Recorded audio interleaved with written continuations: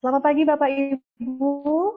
Kita akan mulai rangkaian acara peningkatan kapasitas dosen di Badung dan Denpasar pada hari ini bersama kami Bapak Dr. Sihar Tambun, SEMSI AK. Selamat pagi Pak. Ya, selamat bergabung juga kepada Ibu Dr. Riris Rotua Sitorus. Selamat pagi Ibu. Ya, di tengah-tengah kita juga hadir Bapak Rektor Universitas Dianapura, Bapak Dr. Bagus Rai Utama, para wakil rektor, Bapak Dekan, ya, Bapak Dr. Jaya Pramono, dan Bapak Ibu dosen di Universitas Dianapura, serta ada juga yang di luar Universitas Dianapura di Kabupaten Badung dan Denpasar. Dan mengucapkan terima kasih untuk kesempatan yang baik yang diberikan oleh Bapak Dr. Sihar dan Ibu Riris Rotua, di mana kami bisa berkolaborasi, program studi manajemen bisa berkolaborasi bersama dengan NP Konsultan Indonesia dalam program pengabdian ini dengan mengambil topik adalah peningkatan kemampuan riset dan juga menulis artikel ilmiah. Kami bersyukur bahwa acara ini boleh terselenggara dan kami mohon kepada Bapak Ibu nanti dapat mengikuti seluruh rangkaian acara hingga akhir. Karena di akhir acara nanti kami akan berikan juga presensi dan dari atas dasar presensi itu kami akan menerbitkan sertifikat untuk Bapak Ibu semua. Pada kesempatan ini juga kami akan sampaikan daftar atau kegiatan kita. Yang pertama kita akan mendengarkan langsung dari Bapak Dr. Sihar tentang peningkatan kemampuan riset kuantitatif, akan dilanjutkan dengan Ibu Dr. Riris, dan saya akan memandu acara ini sampai akhir. Baiklah Bapak Ibu, sebelum kita mulai rangkaian acara ini, kita akan mendengarkan sambutan dari Bapak Dekan Fakultas Ekonomika dan Humaniora, Bapak Dr. Jaya Pramono, yang sekaligus juga akan membuka acara ini secara resmi dan juga berdoa untuk kita semua. Kami mohon dengan hormat silakan kepada Bapak Dekan, Bapak Dr. Jaya. Halo semua, selamat pagi. Apa kabar? Bisa kedengaran suara saya? Sehat Pak, suara jelas. Oke, sudah bisa kedengaran semua ya? Sudah Pak. Oke, yang saya hormati Bapak Sihar Tambun dan Ibu Riris yang sudah mau menjadi fasilitator kita pada acara pagi ini. Yang saya hormati Bapak Rektor dan Bapak Ibu Wakil Rektor yang juga ikut dalam kegiatan ini. Yang saya hormati juga Ketua Program Studi Manajemen Universitas Dianapura yang sudah memfasilitasi kita sehingga acara ini bisa berlangsung dengan baik. Bapak Ibu, saya percaya bahwa pengabdian kepada masyarakat itu harus dan menjadi hal yang sangat penting untuk dilakukan para dosen. Nah, persoalannya adalah ketika COVID ini terjadi, paradigma berpikir kita diombang-ambing. Kita tidak lagi seperti dulu, kita tidak lagi bisa berdekatan dengan orang. Akibatnya itu menjadi problem bagi kita.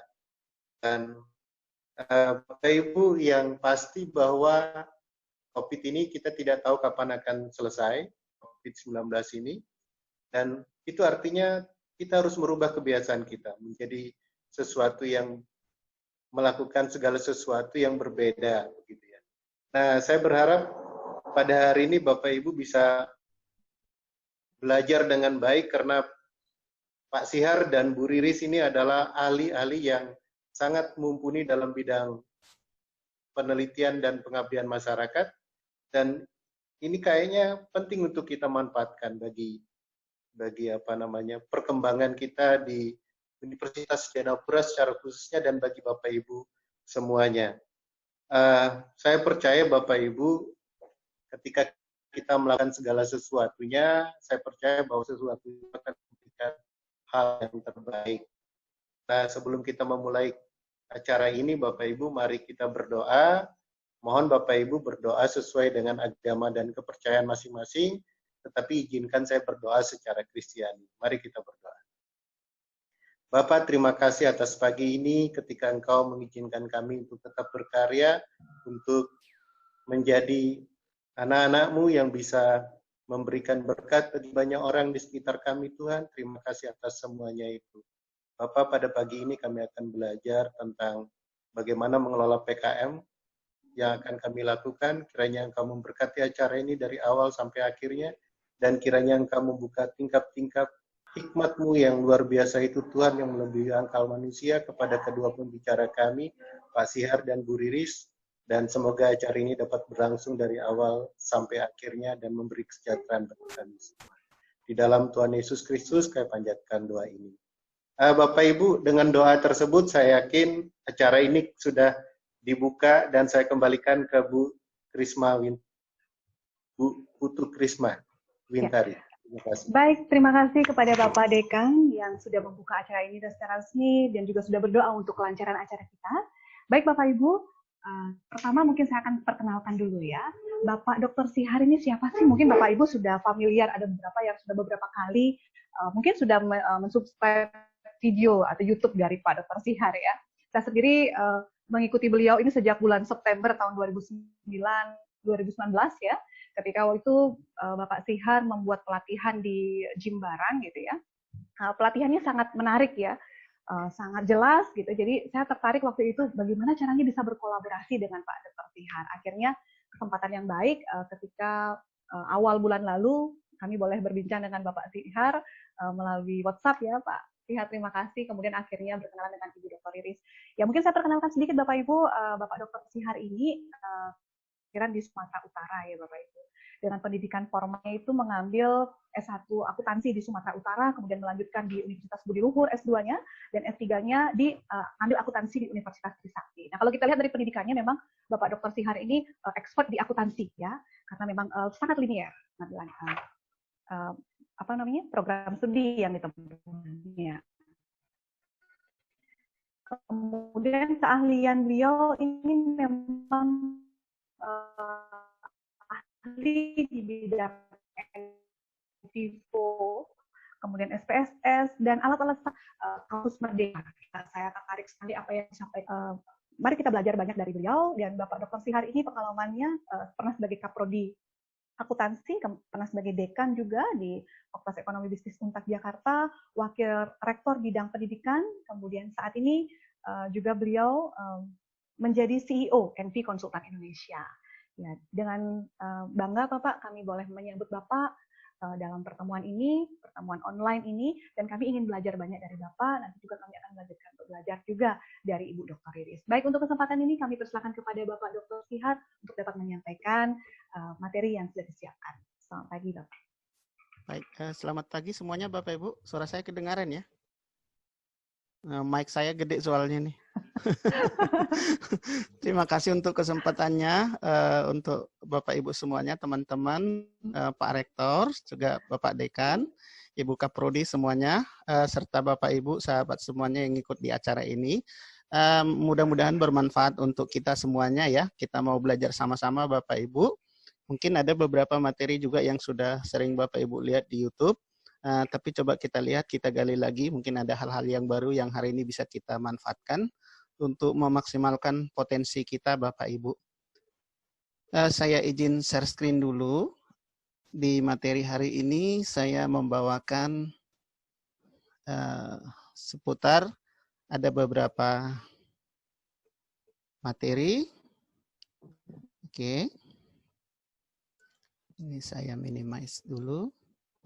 Oke, hari ini saya akan bicara tentang beberapa hal Bapak Ibu. Yang pertama mengenai analisis faktor. Kita menggunakan nanti Smart Palace dulu karena itu yang mungkin Bapak Ibu bisa akses ya karena gratis untuk student version. Kemudian nanti saya coba mengajak Bapak Ibu, silakan yang belum punya Envivo nanti bisa di download atau mungkin dibeli, bisa nanti difasilitasi atau komunikasi juga dengan Ibu Kaprodi. Nanti juga kita membahas seputar pembahasan interpening dan moderating. Baik Bapak Ibu, yang pertama untuk analisis faktor Bapak Ibu ya. Analisis faktor itu kita kenal adalah sebuah kegiatan oleh si peneliti yang biasanya dilakukan untuk mencari indikator baru. Jadi misalnya kita dalam membuat sebuah penelitian Bapak Ibu, kalau ada sebuah variabel, jika memang sudah pernah diriset, biasanya pasti sudah ada indikator pengukurannya. Tetapi untuk biasanya fenomena-fenomena yang baru Bapak Ibu, kalau misalnya review study-nya belum ada, ya memang kita juga harus mencari indikator yang baru. Nah, ketika kita misalnya sudah menyebar kuesioner dengan indikator yang kita dapat, biasanya itu harus kita ukur Bapak Ibu, mana indikator yang relevan atau mana indikator yang terbaik dari variabel yang ada yang sudah kita share misalnya kuesionernya dan sudah dijawab oleh responden. Nah, ini yang disebut dengan analisis faktor Bapak Ibu. Nah, jadi analisis faktor ini ya sebuah variabel itu biasanya nanti indikator mana saja yang mempengaruhinya. Nah, nanti kalau sudah didapatkan mana yang paling kuat pengaruhnya, lalu itu digunakan sebagai indikator-indikator untuk proses penelitian selanjutnya. Nah, dalam slide saya yang pertama ini, Bapak Ibu, saya contohkan misalnya, variabelnya adalah Z. Di sini ya, kelihatan. Lalu variabel ini punya dimensi 2. Misalnya dimensi ZA yang pertama, kemudian dimensi ZB yang kedua misalnya. Nah, kemudian dimensi ZA misalnya punya indikator A1 dan punya indikator A2. Lalu di sini nanti ada yang dimensi ZB-nya ini juga punya indikator ada 2, yaitu B1 dan B2. Dan masing-masing indikator A1 sampai dengan B2 ini memiliki pertanyaan atau pernyataan yang di-share kepada responden untuk kemudian Bapak Ibu berdasarkan jawaban itulah kita coba melakukan analisis faktor. Itu maksudnya analisis faktor Bapak Ibu ya. Nah, analisis faktor ini bisa digunakan atau bisa diuji dengan semua software, bisa AMOS, bisa Lisrel, bisa SmartPLS, bisa SPSS dan lain sebagainya. Nah, melihat gambaran ini Bapak Ibu, ini juga nanti yang akan dipergunakan teman-teman biasanya kalau menggunakan SmartPLS untuk model-model yang menggunakan second order dan juga third ordernya. Kenapa demikian? Karena memang adanya second order dan lain sebagainya sebenarnya untuk melihat dimensi mana yang paling kuat berpengaruh atau indikator mana yang paling kuat berpengaruh terhadap variabel yang lainnya. Itu sebabnya ya dalam pembahasan penggunaan model seperti ini Bapak Ibu sering sekali ditekankan penggunaannya, tetapi tidak muncul begitu saja Bapak Ibu, harus melalui proses yang sering kita lakukan melalui pencarian indikator baru. Nah, beberapa waktu terakhir Bapak Ibu, sering teman-teman bertanya dalam chat atau diskusi atau dalam grup, bagaimana mencari indikator baru itu Bapak Ibu? Dari berbagai sumber referensi, biasanya yang paling umum kita ketahui, untuk mencari referensi itu ya berdasarkan preview study, kita harus membaca. Terutama mungkin contohnya Bapak Ibu kalau misalnya ingin mencari katakanlah indikator-indikator terbaru pengukuran pandemi COVID-19, ya kita harus mencari. Cuman masalahnya kan sumber referensi ataupun preview study yang terkait dengan pandemi COVID-19 misalnya masih sangat terbatas. Sehingga apa yang bisa kita lakukan? Ya biasanya bisa disurvei, tanya, direkap, lalu dianalisis. Bisa. Nah, tetapi kalau untuk mungkin studinya sudah banyak, ya apalagi saya melihat ya Bapak Ibu, di jurnal-jurnal yang ternama juga, untuk topik-topik isu tentang pandemi COVID-19, risetnya tentang itu sangat cepat di-accept ya Bapak Ibu ya, langsung diterima dan publish. Beberapa artikel seperti itu saya coba amatin Bapak Ibu. Nah menarik Bapak Ibu, ada software yang namanya NVivo, sebagian mungkin sudah kenal ya. Nah saya sangat familiar dengan NVivo atau banyak teman-teman yang bertanya bagaimana mencari indikator baru Pak. Saya lebih merekomendasikan supaya menggunakan NVivo biasanya Bapak Ibu ya. Jadi NVivo ini kalau kita mau membuat sebuah penelitian, dia bisa memberikan ide, dia juga bisa memberikan gambaran-gambaran riset terdahulu dengan menggunakan beberapa model. Ada fasilitas. Nah, hari ini saya coba tunjukkan satu fasilitas yang bisa mendukung Bapak Ibu proses pembelajaran kita di dalam analisis faktor maupun uji SEM yang akan kita lakukan. Ini contoh Bapak Ibu, saya coba buka NVivo 12. Kalau Bapak Ibu belum ada, silakan nanti di-download Bapak Ibu. Kalau yang versi free-nya, trial-nya itu kalau saya nggak salah 14 hari bisa. selanjutnya nanti bisa dibeli kalau Bapak Ibu mau beli. Ini saya buka, misalnya saya mulai dari blank project. Ini saya contohkan ya Bapak Ibu. Jadi dalam contoh ini saya akan coba memasukkan beberapa artikel jurnal untuk kemudian saya proses atau saya baca dengan menggunakan NVivo. Saya ingin melihat indikator tentang sebuah variabel yang saya teliti. Misalnya dalam penelitian contoh ini Bapak Ibu, saya mencontohkan saya ingin meriset tentang metode pembelajaran atau learning method misalnya ya Bapak Ibu ya.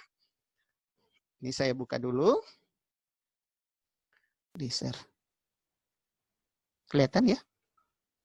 Sudah? Oke Bapak Ibu, ini dia tampilan NVivo 12, saya ulangin ya Bapak Ibu ya. Jadi kalau nanti Bapak Ibu mendownload atau menginstal NVivo 12 Plus ini, kita bisa mulai dari blank project, kita beri namanya misalnya tadi, misalnya ini adalah project, saya okekan. Kita mau masuk ke dalam software NVivo-nya. Saya tekankan kembali tadi Bapak Ibu, ini adalah satu software yang sangat baik, membantu kita merumuskan intisari apa yang terdapat di dalam artikel-artikel penelitian yang akan kita baca Bapak Ibu. Bapak Ibu bisa bayangkan, artikel PDF misalnya kumpulan tentang topik tertentu, bukan hanya puluhan, ratusan, bahkan ribuan bisa sekaligus dibaca oleh software ini dalam waktu hanya beberapa menit Bapak Ibu ya. Jadi sangat membantu. Kalau kita harus membaca artikel 100 kan sangat repot ya. Langkah pertama biasanya adalah kita mengklik di datanya, kita buat folder baru, katakanlah untuk satu topik tertentu yang akan kita bahas. Ya, misalnya saya ingin membahas tentang learning method. Nah, ini sering saya gunakan contohnya ya, karena lebih umum diketahui oleh semua dosen. Oke. Nah, saya sudah mempersiapkan artikel-artikel sebelumnya yang terkait dengan learning method. Nah, di folder ini saya persiapkan misalnya ada 9 ini. Caranya Bapak Ibu bisa saya blok, lalu ini bisa saya open, lalu saya import. Ini adalah proses bagaimana saya memasukkan data-data PDF yang saya punya. Nah, ini kan saya contohkan hanya 9 Bapak Ibu ya. Nah, walaupun 9 ya, tetapi kita lihat nanti kontennya mewakili enggak. Karena saya ingin misalnya dalam contoh ini Bapak Ibu, saya ingin melihat apa sih indikator-indikator yang bisa saya gunakan untuk mengukur metode pembelajaran misalnya, kira-kira seperti itu. Nah kemudian ini saya coba olah, banyak sekali fasilitasnya ya Bapak Ibu, ini hanya salah satu. Misalnya saya ambil dari fasilitas word frekuensi, misalnya ini Bapak Ibu. Kemudian saya selected folder, saya ambil satu folder di mana tadi saya menyimpan datanya, yaitu di folder learning method. Lalu saya centang di learning methodnya, saya okekan. Maka data nanti akan saya olah dalam satu folder, di mana dalam satu folder itu ada 9 artikel. Nah, tahapan selanjutnya Bapak Ibu, saya ingin berapa di sini ada display word-nya. Saya ingin mencari berapa kata yang terbanyak. Nah, katakanlah saya mau 12 kata yang terbanyak dari 9 artikel yang ada. Minimal hurufnya berapa? Saya bisa atur. Mau 3, 4, 5, 6, 7, 8, 9, 10. Nah, menurut saya, kalau dia berbicara tentang metode pembelajaran itu huruf-hurufnya panjang biasanya ya. Saya uji coba saja 12 misalnya. Nah, berdasarkan sistem seleksi seperti ini, jadi saya sedang cemplungkan 9 artikel ke dalam NVivo. Saya mencari, karena artikel ini topiknya semuanya tentang learning method, saya ingin mencari indikator pengukuran learning method atau bagian-bagian dari learning method sebanyak 12 kata. Nanti dari 12 kata itu bisa saya seleksi. Lalu di sini saya buat minimum length-nya ini, jadi jumlah hurufnya misalnya boleh 3. Cuman kalau 3 nanti kata sambung masuk semua. Ya, biasanya lebih besar, lebih bagus, lebih spesifik.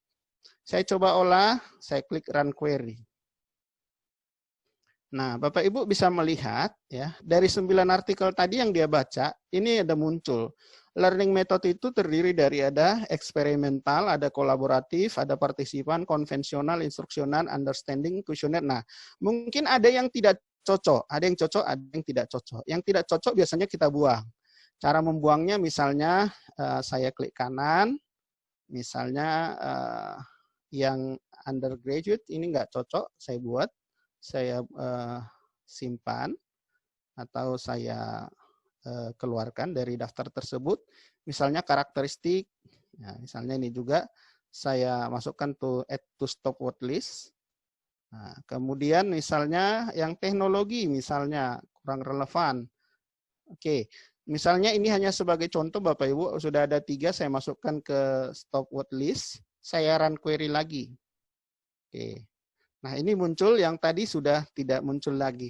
Nah, di antara pilihan seperti ini, saya bisa tampilkan dalam bentuk klaster yang di sebelah kanan, ada di kanan bawah, Bapak Ibu bisa lihat nanti ya. Cuman mungkin di layar nggak kelihatan. Di kanan bawah ada tulisannya cluster analisis. Nah, ini akan muncul seperti ini Bapak Ibu. Nah, rata-rata teman-teman biasanya yang sering ngobrol dengan saya, kalau mereka mencari ide terbarunya atau novelty-nya untuk disertasinya atau untuk artikelnya, metode ini cukup efektif Bapak Ibu. Ya, jadi di sini muncul yang tadi. Jadi misalnya kalau saya ingin membuat indikator baru, untuk learning method saya bisa menggunakan indikator, misalnya saya ambil kolaboratif, kemudian saya ambil lagi misalnya eksperimental, saya ambil lagi misalnya instruksional, kemudian saya ambil lagi misalnya metode konvensional, partisipan, dan lain sebagainya. Nah, ini salah satu contoh Bapak Ibu penggunaan software yang relevan untuk membantu research kita. Hal terbesar yang diberikan oleh NVivo adalah mengefisiensikan waktu kita dalam merangkum artikel atau mencari intisari artikel. Ya, jadi masih banyak fasilitas dari NVivo ini. Nah, tapi ini salah satu yang menyenangkan kalau kita ingin mencari indikator baru untuk kemudian kita analisis menggunakan analisis faktor atau kita gunakan untuk analisis SEM misalnya. Oke, saya stop screen dulu. Oke. Nah, kemudian Bapak Ibu asumsikan misalnya kita sudah mendapatkan indikator-indikator atau indikator baru sudah kita ukur, sudah kita misalnya buat kuesioner dan sudah kita minta responden untuk mengisinya misalnya ya. Jadi langkah selanjutnya kita melakukan misalnya yang disebut tadi analisis faktor. Coba saya share screen lagi Bapak Ibu untuk Smart PLS. Oke. Ini Smart PLS-nya kelihatan ya Bapak Ibu ya. Oke, saya perbesar dulu.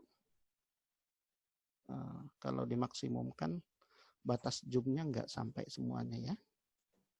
Oke, saya buat seperti ini saja. Baik, ini tampilan Smart PLS Bapak Ibu. Seperti biasa kita mulai dulu new project. Nah, langkah pertama di sini kita ingin mendapatkan indikator-indikator yang terbaru misalnya dalam sebuah penelitian. Oke, saya buat misalnya ini adalah tentang analisis faktor. Analisis faktor ini terutama untuk variabel-variabel baru ya Bapak Ibu ya, yang sebelumnya mungkin belum ada indikator pengukurannya. Oke, nah, di sini sudah masuk, saya masukin kerjanya analisis faktor. Datanya saya coba klik kanan ambil. Sinyal datanya sudah saya siapin ya Bapak Ibu. Import data file. Import data file. Nah, di sini misalnya saya sediakan contohnya, ada contoh analisis faktor. Oke. Nah, ini sebenarnya juga bagian dari data-data penelitian, tetapi misalnya dalam satu model Bapak Ibu, bisa saja sebuah variabel itu ada dimensinya, ada indikatornya banyak. Jadi ya mungkin kalau kita mau ngurangin ya caranya melalui analisis faktor biar nggak terlalu banyak, Kadang-kadang kan responden kita katakanlah menggunakan sampel jenuh itu tidak nyampe 100 sampelnya. Jadi sementara kuesioner kita itu indikatornya banyak sekali. Nah, bagaimana caranya menguranginya? Biasanya dilakukan menggunakan analisis faktor. Oke, dia masih running di slide saya. Nah, manfaat lain dari analisis faktor ini seperti saya katakan tadi Bapak Ibu, ini bisa kita lihat nanti mana dimensi yang paling bagus dari yang ada, kemudian mana indikator yang paling bagus juga dari setiap dimensi yang ada. Itu yang bisa kita lihat dari analisis faktor. Oke, masih running dia ya, agak lama. Kelihatan ya? Oke, saya lanjut lagi Bapak Ibu. Ini dia tadi bidang gambarnya sudah terbuka, datanya turun ke bawah. Saya akan mencontohkan misalnya datanya yang akan saya pergunakan untuk contoh analisis faktor. Misalnya di sini Bapak Ibu ada variabel Z yang cukup banyak indikatornya. Oke, nanti ini akan mirip seperti slide yang saya jelaskan tadi Bapak Ibu ya. Misalnya di sini ada Z1 dan Z1112. Saya coba drag, tarik seperti ini Bapak Ibu. Oke. Kemudian ada Z dengan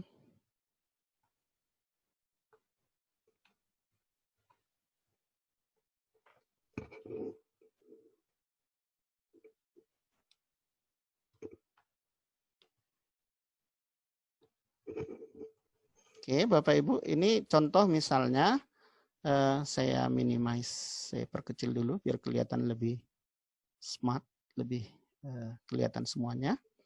Kemudian Bapak Ibu, ini adalah indikator. Indikator ini kalau saya blok semuanya, ada 5 indikator tersebut, ini tentunya adalah bagian dari dimensi. Jadi tahapan dari analisis faktor itu seperti ini. Saya drag dulu ya.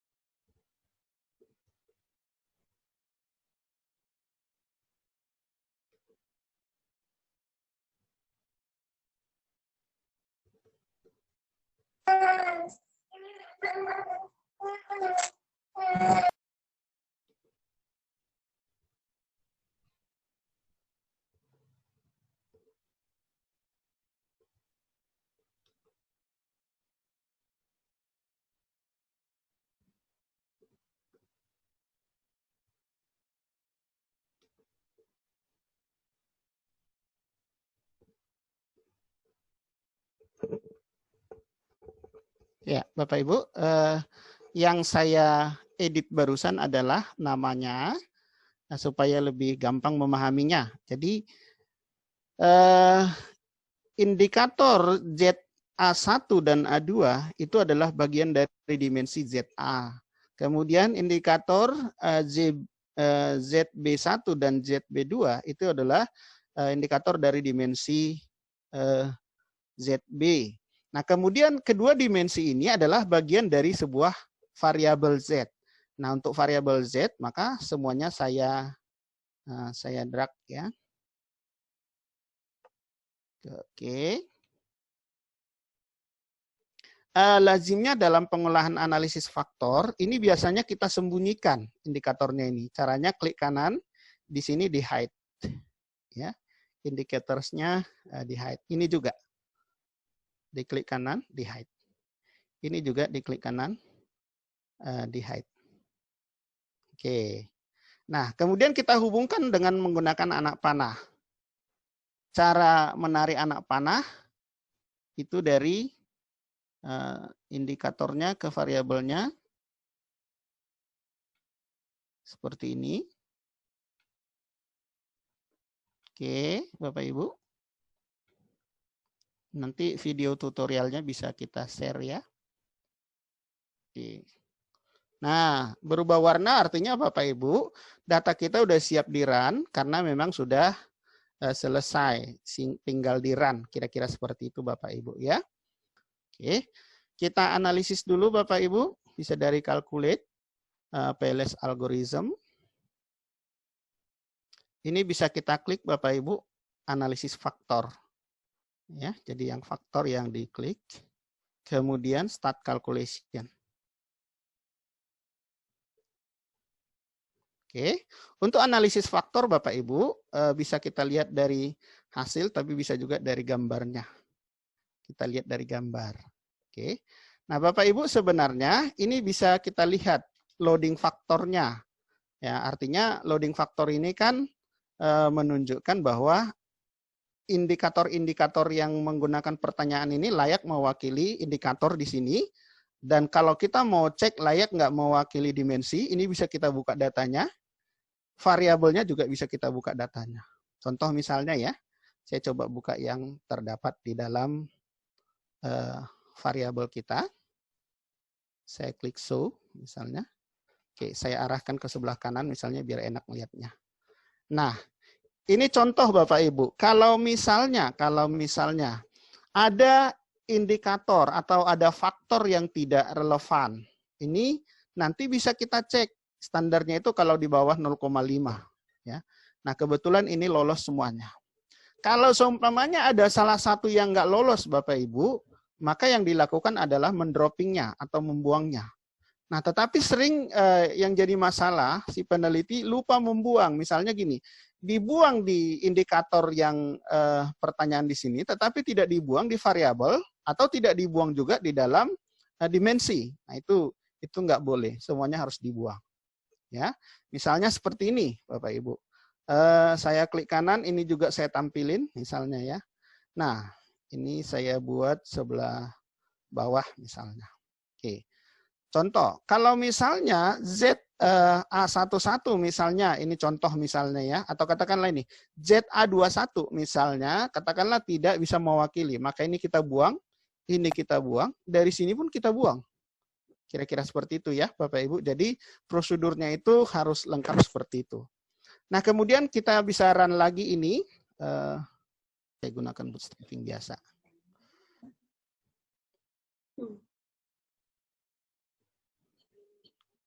Complete bootstrapping. Biar angkanya keluar di modelnya. Lagi run.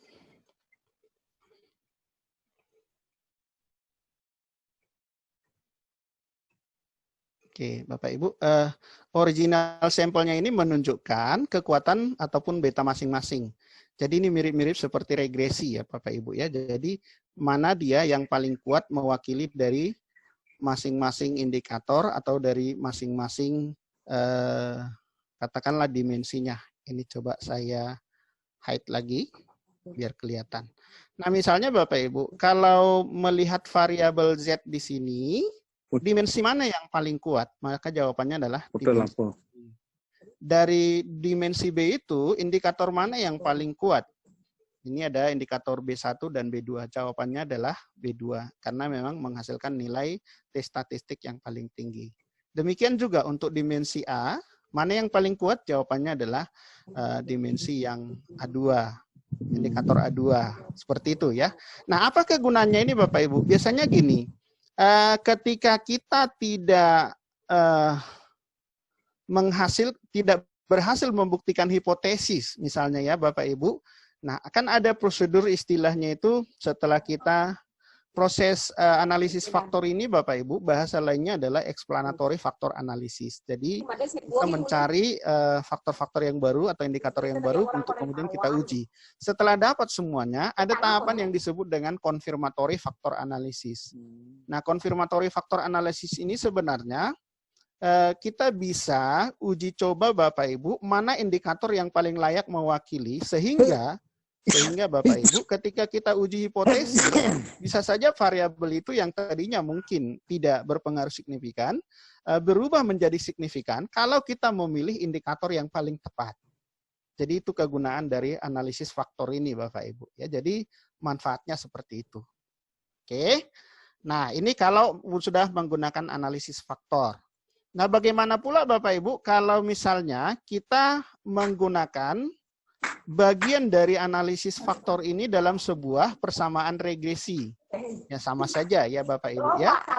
Saya coba misalnya membuat contoh baru. Misalnya ini ya. Contoh 2. Jadi yang di dalamnya analisis faktor kita buat misalnya dalam bentuk persamaan atau uji regresi juga ada di dalamnya. Karena ini kan cuma analisis faktor. Nah, kita coba Bapak Ibu ada contoh 2 namanya. Oke, saya ambil datanya import data file. Bidang Gusti Ayu kan gitu singkan operasi. Oke, saya ambil misalnya contoh data misalnya intervening. Saya ambil contoh data intervening. Oke, lalu saya buka. Oke, ini dia datanya Bapak Ibu. Seperti tadi, kalau kita sudah membuka data, kita bisa klik kembali gambarnya. Manfaatnya adalah, ini analisis faktor. Ini yang di bawah ya. Ini oke, ini sudah ada datanya. Nah, bisa kita lihat Bapak Ibu, misalnya ya, saya mencontohkan, ini adalah gambar misalnya intervening. Saya tarik dulu variabel Y2-nya sebanyak 6 indikator. Oke. Saya perkecil biar lebih smart kelihatan. Ini bisa saya rename. Saya beri nama variabel Y. Oke.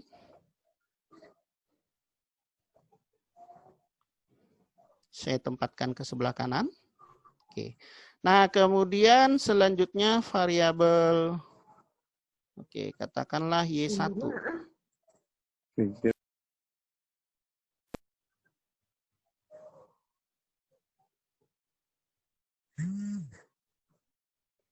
Ini saya contohkan, Y1.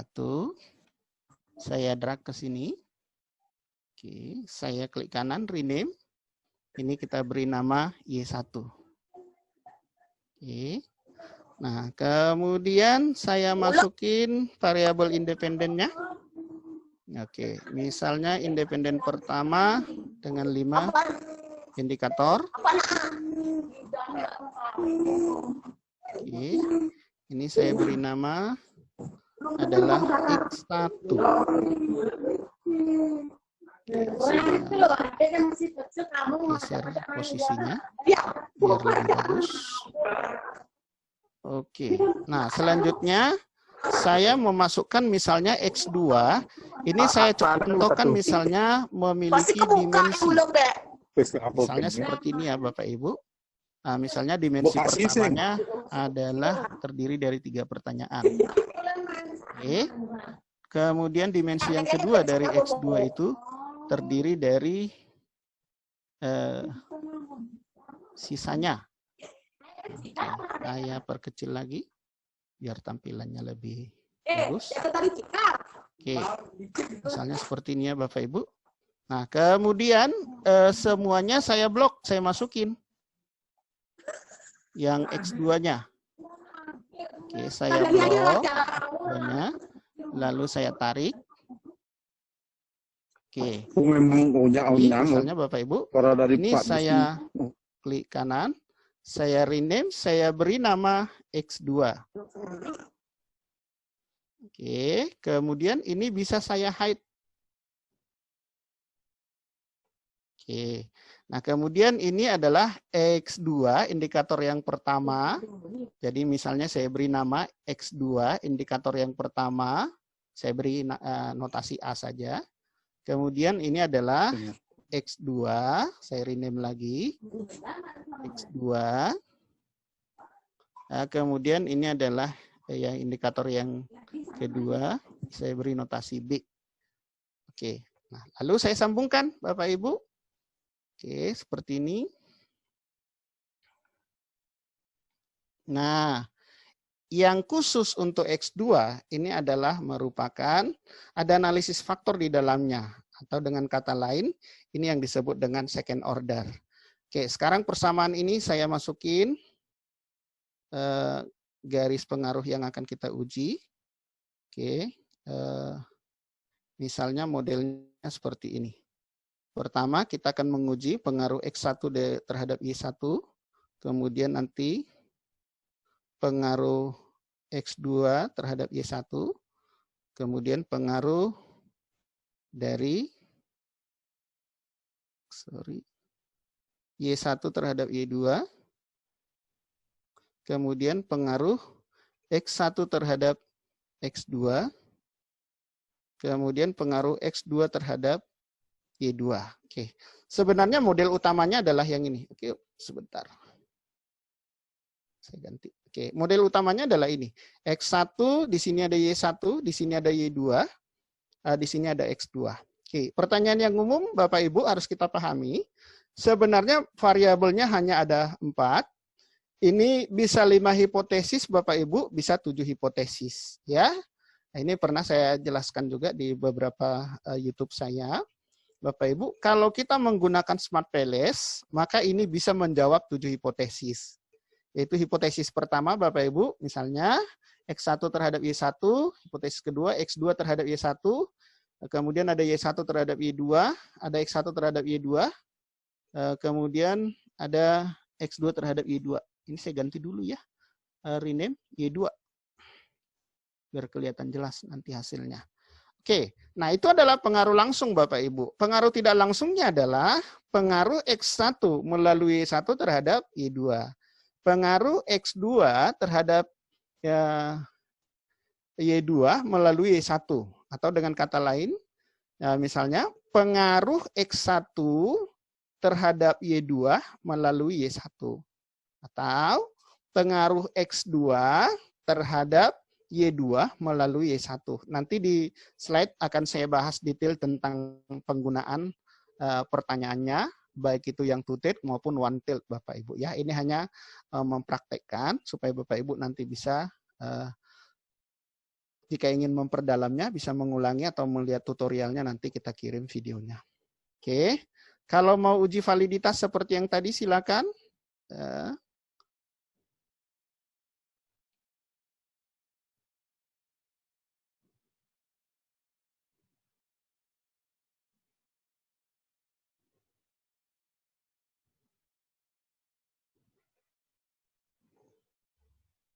Oke, gambarnya sudah sangat banyak.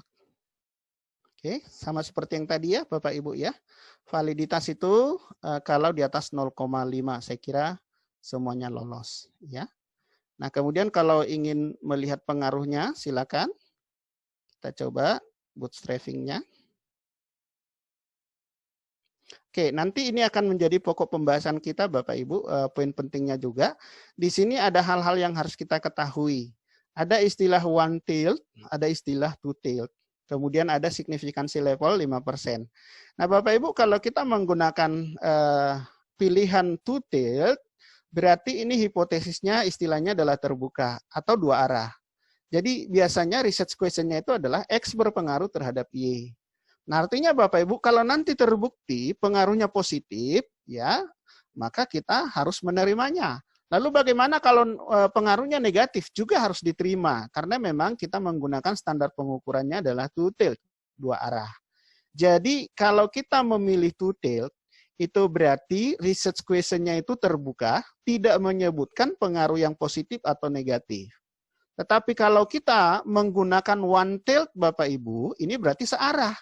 Jadi kita sudah mengatakan X berpengaruh positif terhadap Y. X2 berpengaruh positif terhadap Y. Nah, konsekuensinya nanti Bapak Ibu, kalau memang hasilnya signifikan dan positif, maka hipotesis diterima. Tapi kalau signifikan tapi negatif, maka hipotesis ditolak. Nah, konsekuensinya seperti itu. Nah, kemudian ada standar pengukurannya Bapak Ibu, di signifikansi levelnya itu adalah 5%. Nah, kalau kita menggunakan one-tailed, biasanya ini dibagi 2, menjadi 2,5%. Kira-kira seperti ini Bapak Ibu ya. Nah, jadi sebab kalau kita pertahankan tetap signifikansi levelnya itu 5%, itu sama saja dengan two-third pada level signifikansi 10%. Nah, jadi kalau two-third-nya kita menggunakan 5%, ketika kita menggunakan test type-nya itu menjadi one-third, maka kita harus kurangi menjadi 2,5%. Oke, dalam contoh ini Bapak Ibu, kita contohkan two-third saja, levelnya 5%. Oke, coba kita run Bapak Ibu.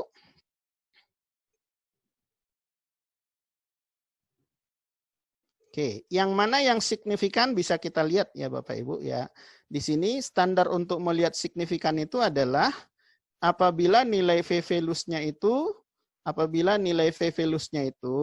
di bawah 5% atau nilai T statistiknya di atas 1,96. Oke, atau nilai T statistiknya di atas 1,96 Bapak Ibu ya. Jadi misalnya kita lihat di sini X2 pengaruhnya terhadap Y1. Ya, hasilnya adalah signifikan. X2 terhadap Y2, ini masih pengaruh langsung semua ya Bapak Ibu. Hasilnya tidak signifikan. Kenapa? Karena level signifikansinya itu di atas 5% dan juga nilai T statistiknya itu tidak mencapai minimum 1,96. Nah, kemudian di sini ada X2A, ada X2B. Jadi ini melihat dimensinya dulu ya. Tentu kedua dimensinya adalah signifikan di sini. Karena tadi kita menggunakan second order. Nah, kemudian Bapak Ibu nanti kita lihat pengaruh tidak langsungnya dari dimensi A dan dimensi B-nya ya. Kemudian pengujian yang lain ini signifikan semuanya. X1 terhadap Y, Y1, X1 terhadap Y2 dan Y1 terhadap Y2. Coba kita lihat gambarnya Bapak Ibu sekilas. Nah, kira-kira seperti ini. Jadi kalau di atas 1,96 itu adalah signifikan. Nah, berarti dalam pengujian ini Bapak Ibu, ini signifikan. X1 terhadap Y1, ini juga signifikan. Yang ini juga signifikan karena nilainya di atas 1,96 semua nih. Kecuali yang ini Bapak Ibu ya, X2 terhadap Y2, dia di bawah 1,96. Jadi dari 5 pengujian hipotesis langsung Bapak Ibu, hasilnya ada 4 yang signifikan. Nah, kalau ini untuk melihat mana indikator yang paling kuat. Ya, jawabannya adalah dimensi yang kedua. Dimensi yang paling kuat adalah di antara dimensi A dan dimensi B, itu adalah dimensi yang B. Nah, kemudian kita lihat ada 2 hipotesis lagi pengaruh tidak langsungnya. Termasuk dimensinya tadi. Kita klik di sini yang coba spesifik indirect effect atau indirect effect.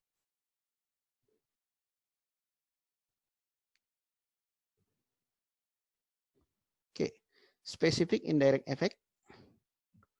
Oke, kita lihat misalnya ini Bapak Ibu ya. Pengaruh ini karena ada dimensi, pengaruh dimensi dari X2 tadi terhadap Y1 melalui X2 itu tidak signifikan, ini tidak signifikan juga, ini tidak signifikan. Hasil pengujian ini Bapak Ibu, pengaruh tidak langsungnya tidak ada yang signifikan ya. X1 terhadap Y2 melalui Y1 juga tidak signifikan. Ya, hasilnya tidak ada yang signifikan ya Bapak Ibu ya dalam model pengujian ini. Ini hanya sebagai contoh. Baik. Bapak Ibu dengan memperhatikan ada komponen dimensi dari X2 itu yang disebut dengan second order. Jadi dia juga hipotesisnya bisa dilihat mana yang paling kuat pengaruhnya, dimensi A atau dimensi B. Ini yang kedua Bapak Ibu ya. Yang ketiga dalam contoh prakteknya baru nanti saya bahas review tentang hasilnya. Kalau untuk moderating Bapak Ibu ya, moderating mungkin ada yang belum paham. Moderating.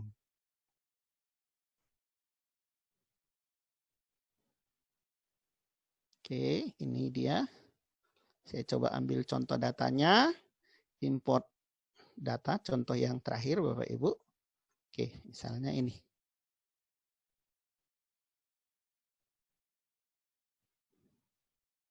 Oke, sama seperti yang biasa Bapak Ibu. Oke, kita coba gambarkan modelnya.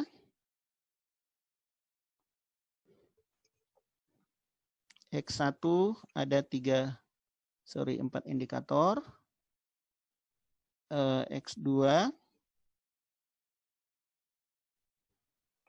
ada 6 indikator.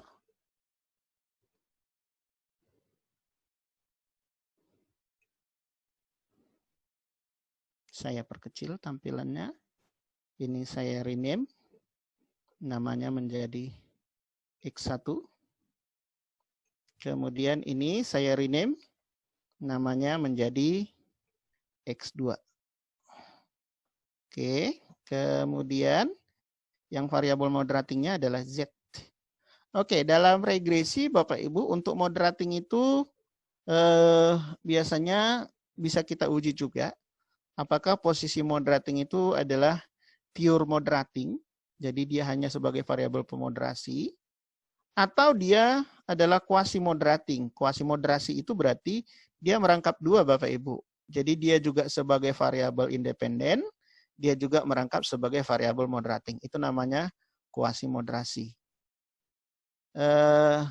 Kemudian ini gambarnya sempit. Oke. Yang terakhir kita masukin variabel Y-nya. Dalam Smart PLS Bapak Ibu, moderating itu dalam gambar modelnya harus dibuat juga sebagai kuasi karena dia harus ditarik datanya begini. Ini contoh ya Bapak Ibu. Jadi dalam model ini misalnya variabel independennya ada 2, kemudian variabel moderatingnya ada 1, tetapi dia juga merangkap variabel independen. Jadi Z-nya adalah variabel moderating di sini Bapak Ibu. Jadi saya katakan tadi dalam regresi biasanya Z-nya atau moderatingnya bisa kita uji. Apakah dia pure moderating atau dia quasi moderating atau dia bukan moderating sama sekali. Itu bisa kita uji ya Bapak Ibu. Tapi dalam contoh ini kita contohkan dia hanya sebagai quasi. Jadi merangkap 2. Oke, kalau bentuknya seperti ini Bapak Ibu, ini masih regresi berganda biasa. Ya. Lalu moderatingnya di mana? Nah ini Bapak Ibu, cara menempatkan Z sebagai pemoderasi antara pengaruh X1 terhadap Y dan juga Z pemoderasi antara X2 terhadap Y. Jadi kalau dalam gambar model biasanya anak panahnya ke sini ya Bapak Ibu ya, ke garis. Nah, tetapi kalau dalam software tidak bisa, langsung kita buat ke sini. Lalu ini kita klik kanan, add moderating effect. Nah di sini Bapak Ibu, kita lihat variabel moderatornya adalah Z, kemudian variabel independennya nanti bergantian. Pertama X1 dulu, nanti X2. Oke, sudah kita pilih variabel moderatornya Z, kemudian independennya X1. Lalu saya okekan. Ini tampil Bapak Ibu ya. Jadi ini sebenarnya adalah di sini posisinya. Ya, jadi ini kita beri nama, saya rename, misalnya adalah moderasi X1. Moderasi Z atas pengaruh X1 terhadap Y. Kemudian yang kedua, penempatan X2-nya. Ini kita geser kemari. Klik kanan lagi, kemudian add moderating effect. Nah, kemudian moderatornya tetap Z, independennya berganti dari X1 menjadi X2. Oke, saya okekan. Oke, ini kalau contoh variabel moderating ya Bapak Ibu. Saya ganti namanya moderasi Z atas pengaruh X2 terhadap pasti Y ya Bapak Ibu. Oke. Moderasi Z atas pengaruh X1. Oke. Baik. Sekarang kita run Bapak Ibu. Lazimnya bisa dilakukan uji validitas dulu seperti biasa. Oke. Apa itu uji validitas Bapak Ibu? Uji validitas itu adalah uji apakah pertanyaan atau pernyataan yang kita buat itu layak nggak mewakili variabel yang kita uji. Itu uji validitas, ya. Jadi menguji konstruk pertanyaan atau pernyataan. Indikatornya adalah outer loadings-nya harus di atas 0,5. Jadi ini semuanya sudah di atas 0,5. Nah pertanyaannya kalau misalnya Bapak Ibu nggak lolos 0,5 bagaimana? Nah ini bisa kita drop Bapak Ibu. Salah satu misalnya asumsikan Z pertanyaan yang ke-9 misalnya tidak valid. Maka ini bisa kita klik kanan, lalu bisa kita delete. Oke, itu contoh ya Bapak Ibu, ini enggak saya delete. Ini hanya sebagai contoh. Oke, lalu ada hasil di sini Bapak Ibu. Ini namanya hasil koefisien determinasi atau R-square. Jadi kemampuan dari variabel independen dan moderating serta moderasinya mampu menjelaskan variabel Y sebesar 42,1%. Kira-kira seperti itu. Nah, angka-angka yang di sini adalah koefisien pengaruhnya atau betanya. Nah, kalau dia nggak ada tanda minus, berarti koefisien pengaruhnya positif, Bapak Ibu. Kalau dia minus, berarti koefisien pengaruhnya negatif. Kalau negatif, berarti pengaruhnya terbalik. Ketika X naik, maka Y turun. Ketika Z naik, maka Y naik, karena ini positif, sedangkan yang ini negatif. Kira-kira seperti itu, Bapak Ibu. Ya, yang perlu kita perhatikan. Nah, kalau kita mau melihat, kalau mau lihat uji reliabilitasnya Bapak Ibu, bisa dilihat di sini, construct reliability and validity. Jadi sama, yang intervening juga caranya seperti itu. Nah, yang penting dilihat biasanya adalah Cronbach alpha, rho dan composite reliability-nya harus di atas 0, di sini 0,7. Baik Cronbach alpha, rho dan composite reliability. Ini bisa kita panjangin kalau mau dilihat lebih detail. Oke. Syaratnya uji reliabilitas. Nah, termasuk AV-nya. AV-nya harus di atas 0,5. Jadi, pengukuran construct reliability dengan menggunakan Smart PLS itu ada 4. Cronbach alpha, rho, dan composite reliability-nya harus di atas 0,7. Yang X1, X2, Y, dan Z. Moderating tidak usah. Ya. Kemudian satu lagi adalah AV-nya harus di atas 0,5. Oke, yang terakhir uji regresinya berpengaruh atau tidak. Kita bisa run. Calculate bootstrapping. Kembali lagi saya tekankan Bapak Ibu, hati-hati di sini. Apa bedanya one tail dengan two tail? Kalau one tail berarti nanti research question-nya itu hanya, kalau two tail maksudnya ya berarti hanya mengatakan Z mampu memoderasi. Nah, sedangkan kalau saya buat dia menjadi one tail dan ini saya turunkan misalnya menjadi 2,5%, maka hipotesisnya mampu memperkuat atau mampu memperlemah kalau memang negatif. Jadi pilihannya ada di situ. One tail dan two tail ini ya sejalan dengan research question dan hipotesis yang kita uji. Oke, kita contohkan di sini hanya two tail, level signifikansinya 5%. Oke. Ini hasilnya Bapak Ibu dari contoh ini. Pertama bisa kita lihat di sini nilai V-values-nya. Yang signifikan itu yang mana? Misalnya yang uji pengaruh langsung hanya Z terhadap Y. Nah, tetapi ada moderasi yang lolos dalam pengujian kita. Misalnya ini adalah yang di bawah 5% atau nilai T statistiknya di atas 1,96. Itu adalah moderasi Z atas pengaruh X1 terhadap Y. Jadi karena tadi hipotesis kita hanya dua arah, ya cukup kita jelaskan mampu memoderasi. Tapi kalau seumpamanya ini adalah hasil dari one tail, ya berarti mampu memperkuat karena hasilnya positif. Nah, ini memang kalau contoh seperti ini Bapak Ibu, variabel Z-nya ini sangat sentral. Karena tadinya X1 pengaruhnya terhadap Y itu tidak signifikan dan negatif. Tapi ketika dimoderasi oleh Z, dia menjadi positif dan hasilnya signifikan. Oke, itu contoh penggunaan software Bapak Ibu. Saya stop share dulu. Saya kembali ke slide saya yang PowerPoint. Oke, kalau simple regression saya kira sudah paham ya Bapak Ibu, multiple. Nah, kemudian bagaimana sih sebenarnya membedakan antara moderating dengan intervening? Kita bisa lihat dari contoh Bapak Ibu ya. Ciri sebuah variabel ditempatkan sebagai variabel moderating Bapak Ibu, kalau secara logika ataupun katakanlah hasil riset terdahulu, X itu tidak berpengaruh terhadap Z, maka dia layak digunakan sebagai variabel moderating. Itu biasanya.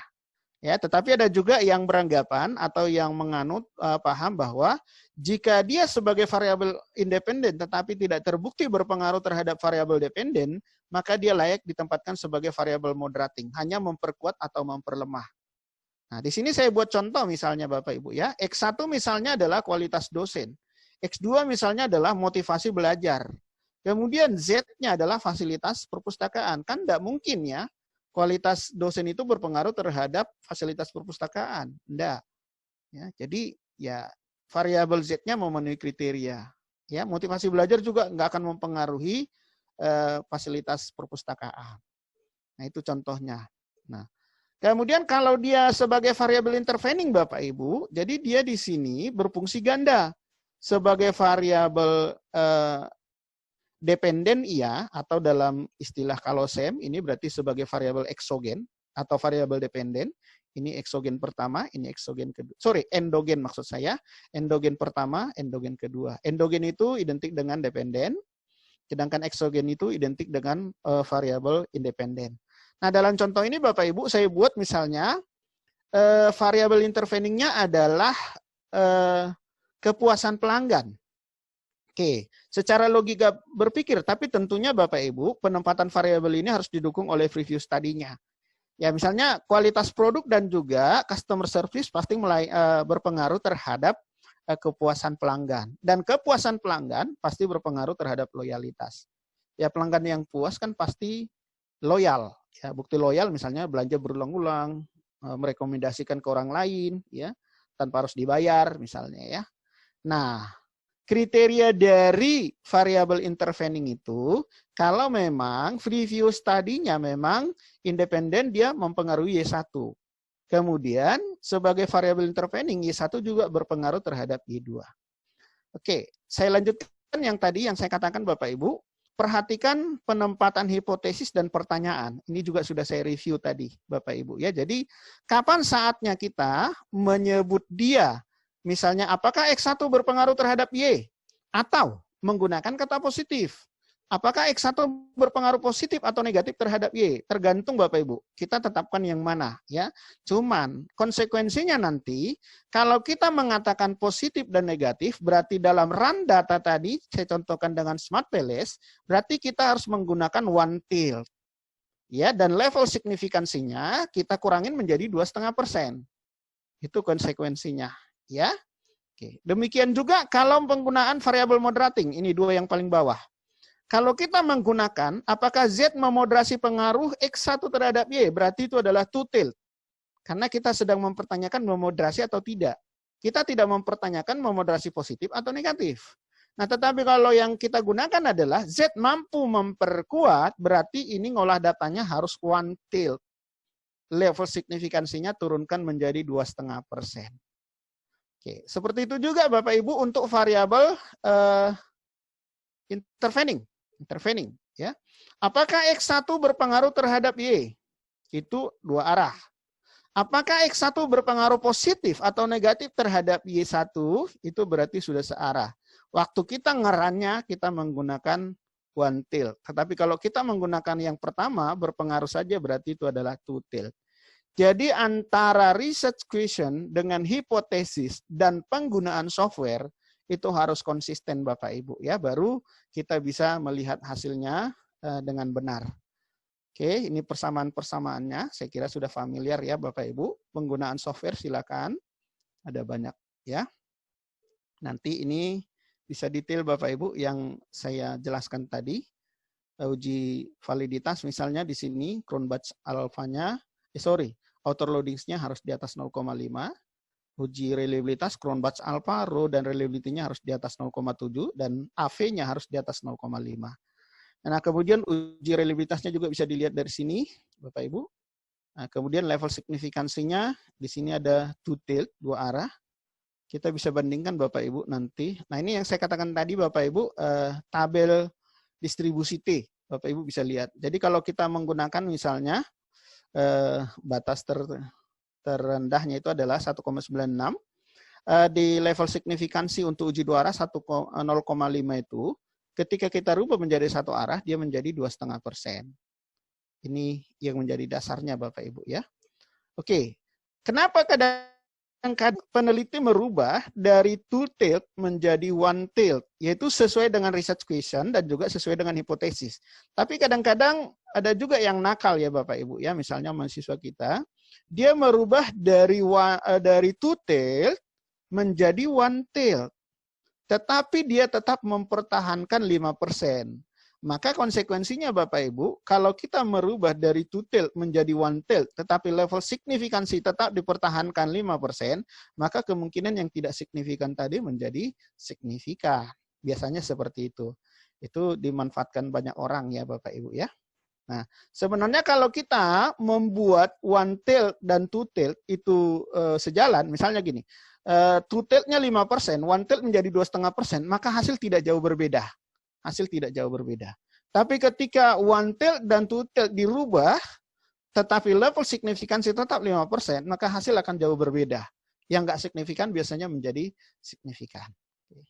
Kira-kira seperti itu ya Bapak Ibu yang bisa saya sampaikan. Contoh-contoh ini Bapak Ibu, kalau khusus untuk modul yang ada di sini, yang di slide ini, ada penjelasan yang sudah lebih rinci saya buat di YouTube, dan materinya ini persis. Seperti itu Bapak Ibu ya. Oke, saya kira itu dulu yang bisa saya sampaikan. Silakan Ibu moderator, mau diatur apa mau sesi tanya jawab atau mau Bu Riris dulu, silakan. Baik, terima kasih untuk Bapak Dr. Sihar yang sudah menyampaikan pemaparan dari segi menggunakan alat statistik ya Pak ya, terima kasih. Baik, kita lanjut saja dulu dengan Ibu Dr. Riris, sehingga nanti kita akan masuk langsung di sesi diskusi di akhir acara. Mohon izin. Baik, untuk selanjutnya saya perkenalkan dulu ya, Ibu expert di bidang accounting, misalkan pendidikan S3-nya di Trisakti, di S2 di Luhur, dan S1-nya di Sumatera Utara. Nah, istimewanya, Ibu Dr. Riris adalah dosen di Universitas Bina Nusantara, Jakarta.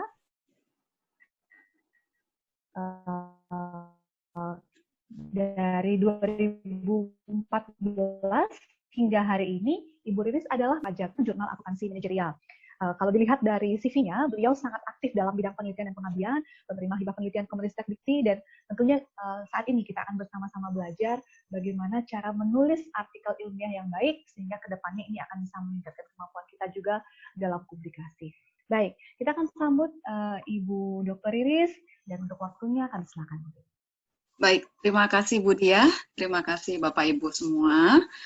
Oke, kalau tadi kita sudah dengar dari Pak Sihar ya, yang kita pelajari mengenai alat statistiknya. Salah satunya ada NVivo. Mungkin sebagai sharing sedikit, disertasi saya untuk pencarian novelty-nya itu memakai NVivo, seperti itu. Jadi memang bertahun-tahun saya mengerjakan disertasi, saya tidak mendapatkan novelty-nya. Setelah saya mengikuti pelatihan NVivo, akhirnya saya mendapatkan novelty dari pencarian di NVivo tersebut. Memang NVivo sangat berguna untuk kita mencari novelty ya, Bapak Ibu ya.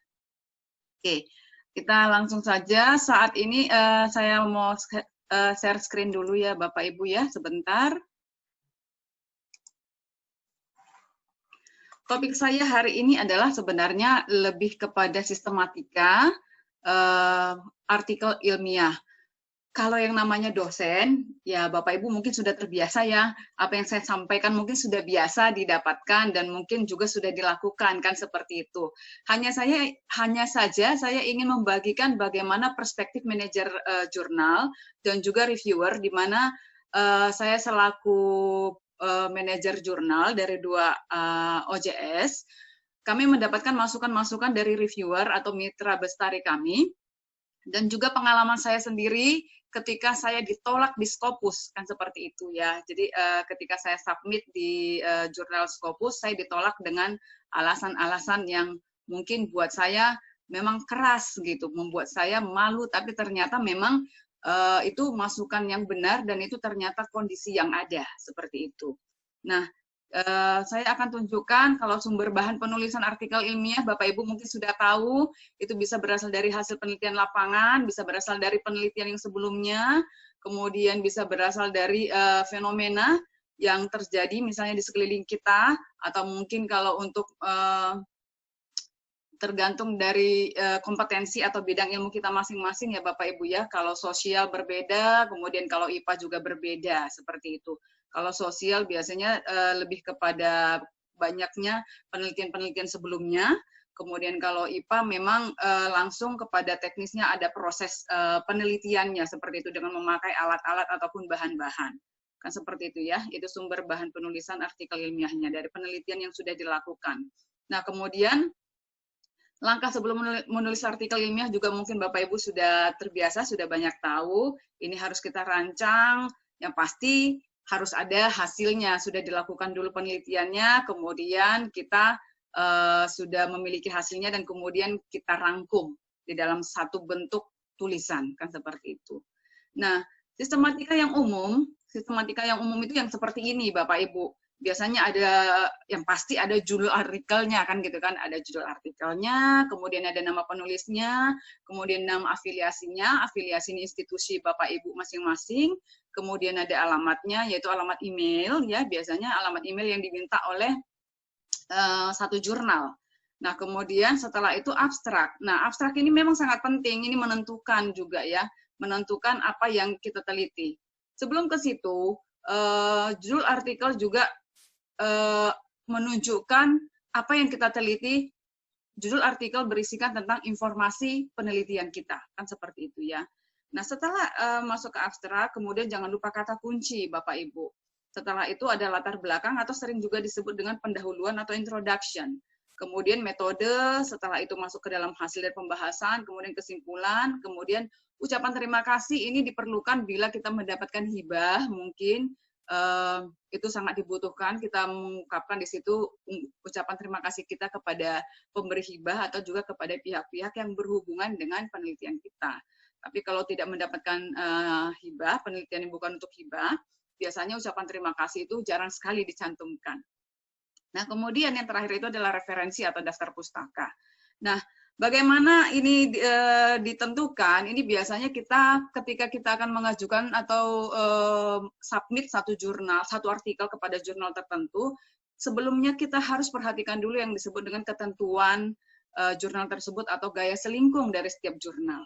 Jadi gaya selingkung setiap jurnal itu nggak sama, Bapak Ibu. Jadi bisa beda-beda, untuk yang lokal beda, untuk yang nasional beda, untuk bereputasi beda, untuk Scopus pun beda, seperti itu. Jadi Bapak Ibu, sebelum kita submit jurnal kita harus perhatikan dulu dengan benar-benar gaya selingkung dari jurnal tersebut, seperti itu ya. Nah, setelah tadi ada judul itu harus menunjukkan apa yang akan kita teliti. Jadi dari judul itu orang tahu, oh ini topiknya apa ya, tentang ini. Oh sepertinya dia akan mencari tentang ini, kan gitu. Judul bisa dalam bentuk pernyataan ataupun mungkin pertanyaan. Sering juga di dalam bentuk pertanyaan supaya orang-orang lebih tertarik gitu loh. Misalnya apa yang terjadi dengan A seperti itu. Jadi orang jadi tertarik, oh si A ini kenapa ya? A ini ada apa gitu. Nah, jadi itu judul. Jadi pertanyaan atau pernyataan itu harus eye catching kata orang, eye catching. Jadi menarik, jadi langsung tek ketika dibaca langsung hati pembaca ingin sekali membacanya, ingin sekali tahu, kan seperti itu. Nah, setelah itu di abstrak. Abstrak Bapak Ibu sebaiknya ini tidak lebih dari 250 kata, dan isinya abstrak itu ada purpose, tujuan dari penelitian itu apa, kemudian ada desainnya ini berisi tentang metodologinya, kemudian cakupan penelitiannya apa, metodologinya menggunakan apa, apakah ini dia kualitatif, kuantitatif, kan seperti itu, diceritakan di situ. Kemudian di situ diceritakan juga apakah ada populasinya, ada sampelnya, atau mungkin memakai bahan apa, seperti itu. Nah, setelah itu apa temuannya, apa hasilnya, itu ya Bapak Ibu. Jadi ini dicantumkan di situ dengan ringkas. Setelah itu di abstrak juga harus diungkapkan limitasinya. Jadi penelitiannya itu memiliki atau terbatas pada apa, kan seperti itu. Terbatas pada apa, jadi nggak terlalu luas. Nah, kemudian ada originality atau value-nya, seperti itu. Itu mungkin kalau di disertasi atau apa, novelty-nya.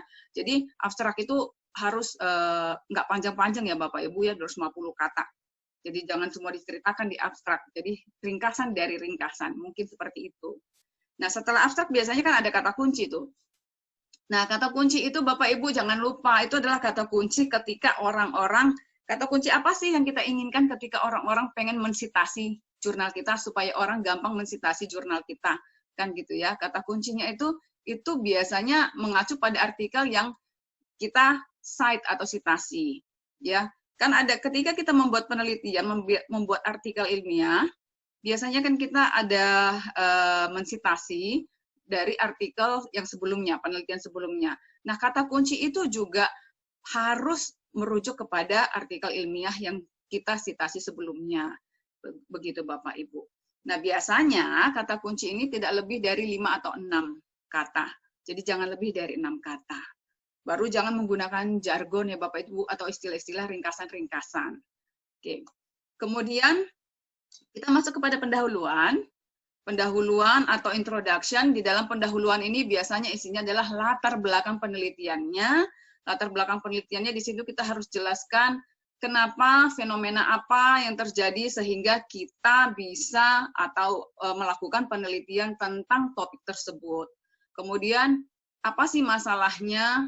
Nah, kemudian setelah itu kita memikirkan, setelah mendapatkan masalah, apa kira-kira alternatif solusi yang kita tawarkan? Jadi di dalam pendahuluan kita ceritakan.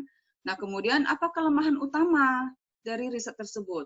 Nah, jangan lupa Bapak Ibu, bila kita mengambil penelitian ini dari penelitian sebelumnya, mungkin ada sebagian topiknya dari penelitian sebelumnya, jangan lupa di dalam pendahuluan ini juga kita harus menyebutkan research gap-nya. Dari penelitian sebelumnya itu, yang sudah kita ungkapkan, karena penelitian ini begini-begini, kita harus mengungkapkan ada nggak research gap-nya. Nah, dari research gap ini mungkin Bapak Ibu akan menentukan penelitian Bapak Ibu ini dilakukan seperti itu. Jadi di dalam pendahuluan ini penting sekali, tadi kita menyebutkan latar belakangnya, kemudian masalah dari penelitian kita itu perumusan masalahnya, kemudian research gap-nya, kemudian alternatif solusinya, kemudian apa yang akan kita harapkan dari penelitian yang akan kita lakukan. Apakah ini layak untuk dilanjutkan atau tidak, seperti itu. Jadi di pendahuluan itu merupakan kunci juga dari suatu penelitian. Nah, setelah itu Bapak Ibu ada yang disebut dengan literatur review. Setelah kita ada latar belakang, kita mencari literatur review sesuai dengan topik yang kita teliti. Nah, literatur review ini bisa kita ambil dari teori-teori, dari buku-buku, ataupun mungkin dari penelitian terdahulu. Nah, penelitian terdahulu yang kita berikan harus sesuai dengan topik penelitian kita. Jangan kita ambil penelitian terdahulu yang nggak ada hubungannya, nggak nyambung dengan penelitian kita. Misalnya tadi learning method ya, maka kita harus mencari penelitian-penelitian yang membahas tentang learning method. Jangan kita mencari malah penelitian yang lain, kan seperti itu. Misalnya kepuasan mahasiswa, misalnya mungkin nggak nyambung dengan topik kita. Jadi kita mengambil penelitian terdahulunya dengan penelitian yang berhubungan dengan topik kita. Seperti itu. Baru yang kedua adalah kita menggunakan sitasi terkini, Bapak Ibu. Jadi penelitian terdahulu itu jangan jauh-jauh sekali, mungkin tahun 80 kan kejauhannya. Sebaiknya sih itu memang paling enak itu kalau untuk reviewer melihatnya 5 tahun terakhir, kan seperti itu ya. Sangat baik bila penelitian terdahulu itu yang kita ambil itu adalah 5 tahun terakhir. Karena di penelitian terdahulu ini juga yang akan kita cantumkan nanti di referensi ataupun di daftar pustaka. Seperti itu ya Bapak Ibu. Jadi 5 tahun terakhir ini juga menjadi perhatian bagi reviewer. Seperti itu. Nah kemudian kita boleh mensitasi jurnal kita sendiri yang memang apabila jurnal kita atau penelitian kita yang sebelumnya berhubungan dengan penelitian kita sekarang. Mungkin penelitian kita sekarang ini merupakan lanjutan dari penelitian kita sebelumnya. Seperti itu. Jadi itu boleh kita sitasi, tapi kita harus tetap menyebutkan nama kita sendiri dan tahun berapa. Jadi kita sitasi ya Bapak Ibu. Oke. Nah kemudian kita masuk ke dalam metode. Setelah literatur review-nya ada, kita masuk ke dalam metodologinya. Di dalam metodologi ini Bapak Ibu kita juga menceritakan kita meneliti apa, kemudian populasinya, apakah ada populasinya, kemudian bagaimana sampelnya, bagaimana cara kita menentukan sampel, bila itu memakai kuesioner, maka siapa respondennya, atau unit analisisnya apa, kan seperti itu ya. Nah, di situ diceritakan semua. Kemudian setelah itu kita menganalisanya pakai apa, menganalisa datanya, kan seperti itu. Apakah uji asumsi klasik atau tidak, kan gitu kan. Nah, jadi di dalam metodologi ini kita menceritakan metodenya, bagaimana kita menjelaskan, bagaimana kita akan menguji penelitian atau data yang sudah tersedia. seperti itu. Di dalam metode ini juga kita bisa mencantumkan atau menjelaskan alat yang kita pakai, misalnya mungkin softwarenya apakah memakai Amos, NVivo, atau mungkin PLS seperti itu ya Bapak Ibu ya. Oke. Nah, setelah metode selesai kita rangkum, selesai kita buat, kita masuk ke dalam hasil dan pembahasan. Karena kita kan tadi sudah menentukan metodenya, maka kita olah data yang ada, kita olah, kemudian hasil pengolahan datanya itu apa hasilnya secara statistik, apa hasilnya. Nah, di sini di dalam hasil kita sajikan dari topik kita tadi itu. Jadi jangan melenceng. Kalau misalnya tadi variabelnya apa, maka dari variabel itu bila memiliki hipotesis, maka dari hipotesis itu diuji hasilnya apa. Itu hasilnya. Kemudian hasil tersebut akan dibahas, Bapak Ibu. Hasil yang sudah merupakan hasil olahan data tadi, hasil pengujian tadi dibahas. Nah, di dalam pembahasan kita harus menyatakan bahwa apa interpretasi atas temuan. Jadi bukan hanya menyebutkan bahwa T statistiknya sekian, T value-nya sekian, misalnya seperti itu, tidak hanya menyebutkan itu, tapi kemudian kita harus di pembahasan kita harus ceritakan juga interpretasinya apa, sehingga ketika orang membaca yang mungkin belum mengerti atau kurang mengerti mengenai statistik, akhirnya mengerti, oh yang diteliti ini mengenai learning method ini ternyata oh ya berpengaruh ya terhadap kondisi mahasiswa, semangat mahasiswa untuk melakukan perkuliahan atau belajar, misalnya seperti itu. Jadi harus dinyatakan interpretasinya, kemudian dinyatakan juga Bapak Ibu, apakah penelitian kita tadi, hasil penelitian kita tadi, sejalan atau tidak sejalan dengan penelitian terdahulu yang sudah kita rangkum, yang sudah kita tampilkan di di literatur review yang tadi. Apakah sejalan? Nah, kalau sejalan berarti hasilnya sama. Kalau tidak sejalan, berarti kan hasilnya tidak sama, maka kira-kira kenapa kok tidak sama? Kan seperti itu. Nah, kira-kira kenapa kok nggak sama hasilnya? Mungkin ada perbedaan jumlah respondennya atau sampelnya, atau mungkin kondisinya berbeda, seperti itu misalnya. Ya, Bapak Ibu ya. Nah, kemudian pembahasan harus secara logis. Jadi ada analisa logisnya. Jadi sehingga orang bisa membaca ini masuk di akal. Jadi bukan hanya sekedar kata-kata dan kemudian nggak nyambung seperti itu. Nggak nyambungnya. Jadi kebanyakan kata-kata. Nah, baik Bapak Ibu. Setelah itu kita masuk pada kesimpulan. Kita harus ingat sering sekali kesimpulan itu merupakan pengulangan penjelasan atau pembahasan. Sering sekali di pembahasan mengatakan bahwa X1 berpengaruh positif terhadap Y karena bla bla bla. Nah, kemudian di kesimpulan juga seperti itu, sama persis seperti itu. Jadi X1 berpengaruh terhadap Y bla bla bla. Jadi tidak seperti itu ya Bapak Ibu. Jadi kita jangan mengulang, jangan copy paste apa yang ada di pembahasan atau di hasil yang tadi. Jadi kita membuatnya, hasilnya sama, pengertiannya sama, tapi kita harus merangkum kalimatnya dengan kalimat yang berbeda dari yang sebelumnya, seperti itu. Kemudian di dalam kesimpulan, kita juga harus membuat generalisasi. Kalau tadi misalnya kita meneliti itu di kampus kita atau 3 kampus, kemudian di kesimpulan kita harus generalisasi. Bagaimana dengan kebanyakan mahasiswa? Misalnya mahasiswa se-Bali bagaimana? Kan gitu ya. Jadi kita generalisasi hasil itu. Nah, kemudian implikasinya juga disebutkan di dalam kesimpulan tersebut. Nah, yang terakhir itu adalah yang paling penting juga adalah saran. Dari hasil penelitian itu setelah diolah, kemudian ada finding-nya tadi, kemudian dibahas. Nah, dari hasilnya itu apa saran kita kepada pihak-pihak yang berhubungan dengan penelitian kita?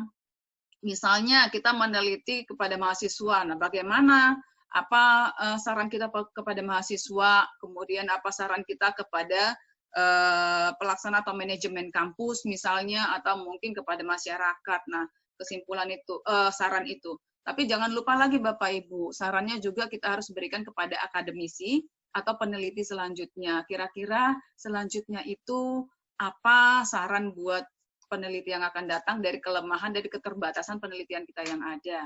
Misalnya kita menyarankan, oh ke depannya sebaiknya variabel yang ini variabel tertentu dikaitkan dengan learning method seperti itu. Jadi kita bukan hanya kepada pihak-pihak yang berhubungan langsung tadi, tapi juga kepada akademisi atau peneliti selanjutnya. Jadi itu tidak mengada-ada sarannya Bapak Ibu, bukan di awang-awang seperti itu. Jadi harus real sarannya. Oke. Nah, baik. Setelah itu Bapak Ibu, setelah kesimpulan tadi ada yang disebutkan dengan ucapan terima kasih. Ini tadi sudah saya sebutkan di awal, ucapan terima kasih apabila kita mendapatkan pendanaan dari pihak tertentu atau mendapatkan hibah dari pihak tertentu, sebaiknya di sini kita berikan satu tempat mengucapkan terima kasih kepada mereka seperti itu. Tapi kalau memang pendanaannya mungkin dari biaya sendiri dari Bapak Ibu, mungkin ya terserah, boleh dibuat, boleh tidak. Jadi kembali lagi kepada gaya selingkung dari jurnal tertentu. Nah, referensi Bapak Ibu, tadi kita sudah melakukan literatur review. Jangan lupa, semua yang ada di dalam tulisan di dalam jurnal tadi itu, di dalam artikel itu, semua harus dicantumkan di dalam referensi. Bagaimana caranya? Nah, Bapak Ibu pasti sudah tahu lah yang disebut dengan Mendeley ya, Mendeley, kemudian ada EndNote, kemudian ada Zotero, kan seperti itu. Itu adalah software-software yang memudahkan kita sebagai peneliti untuk melakukan referensi, untuk membuat referensi seperti itu, membuat daftar pustaka. Jadi kita nggak perlu lagi dengan manual-manual karena itu pasti akan terjadi kesalahan. Jadi ketika kita mensitasi di awal, di literatur review atau mungkin di pendahuluan, kita sebaiknya memakai software untuk referensi tersebut sehingga dengan otomatis nanti di referensi itu sudah tercatatkan. Jadi kita nggak capek gitu ya Bapak Ibu. Dan jangan lupa sebaiknya tadi referensi itu 5 tahun terakhir ya Bapak Ibu, 5 tahun terakhir. Oke, nah ini yang kami dapatkan, yang biasanya kami dapatkan dari reviewer, masukan dari para reviewer.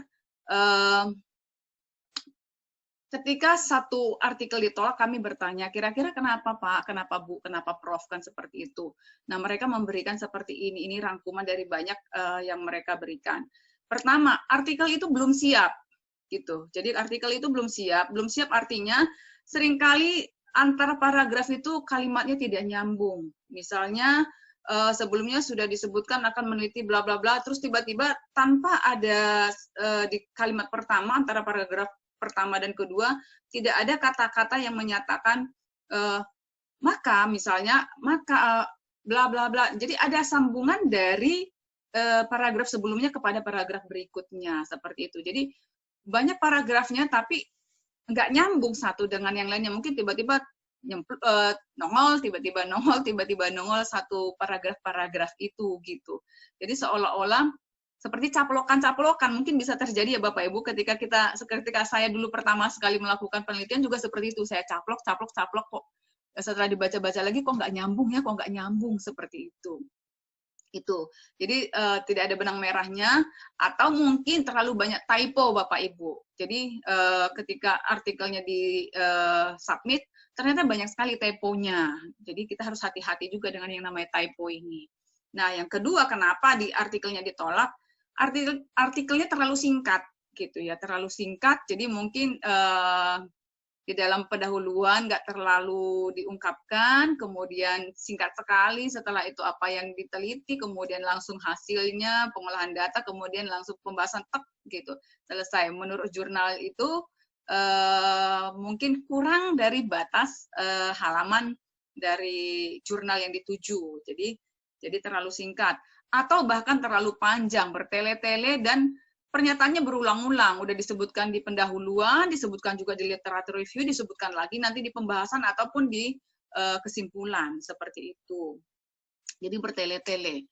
Nah, kemudian tidak ada sesuatu yang baru, Bapak Ibu, dari artikelnya itu. Tidak ada sesuatu yang baru, itu yang tadi yang saya sebut novelty. Jadi, dengan kata lain, pengulangan penelitian sebelumnya ini sering terjadi. Misalnya variabelnya sama, hanya saja yang membedakannya hanya mungkin tempatnya atau mungkin waktunya, tahunnya. Nah, kalau yang seperti itu memang sering reviewer kami juga menolaknya seperti itu.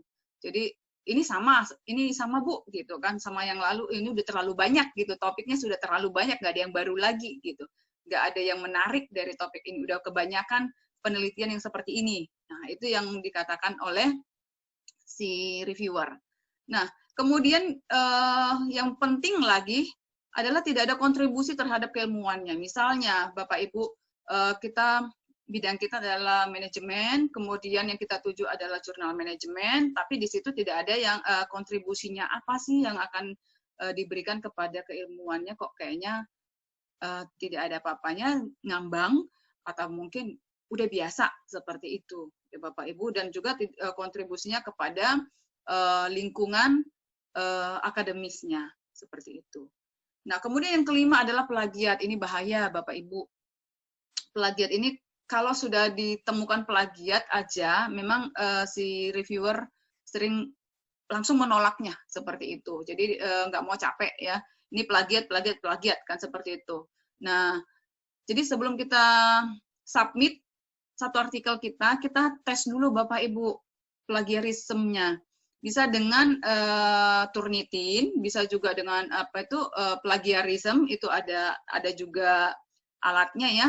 Jadi bisa kita tes dulu Bapak Ibu. Jadi sebelum kita submit kan gitu ya plagiarismenya.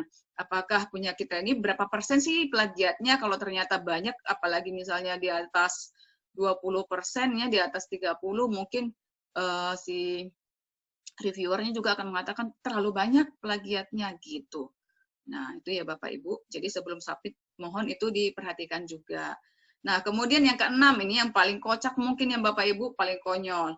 Salah jurnal, artinya adalah topik artikel tidak sesuai dengan skop jurnal. Misalnya, saya akuntansi, saya meneliti mengenai akuntansi keuangan, atau mungkin saya meneliti mengenai pajak, terus saya submitnya ke jurnal mengenai manajemen pemasaran. Nah, itu nggak nyambung, Bapak Ibu ya.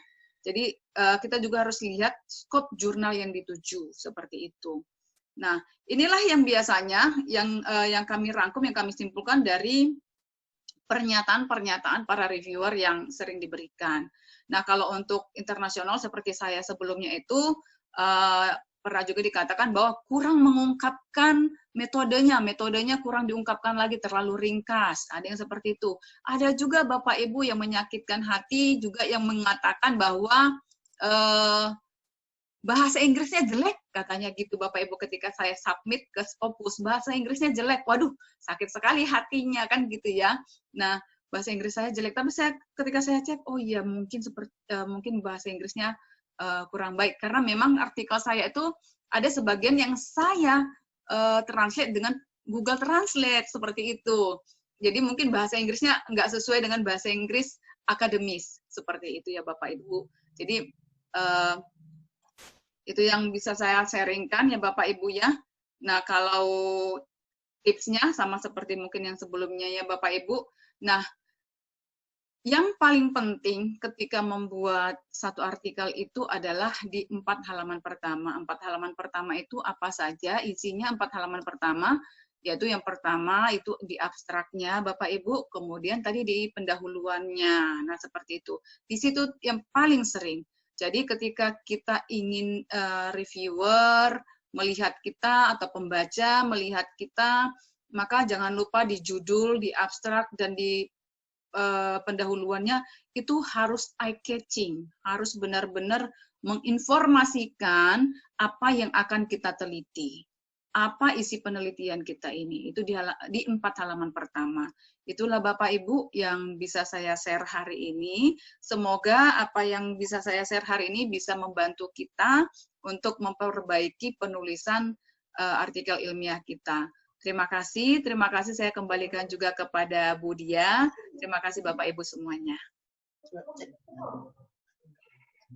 Ya, baik, terima kasih Bu Dr. Iris yang sudah menyampaikan bagaimana teknis dan juga tips ya tadi untuk bagaimana kita menulis artikel ilmiah dari sudut pandang manajer jurnal.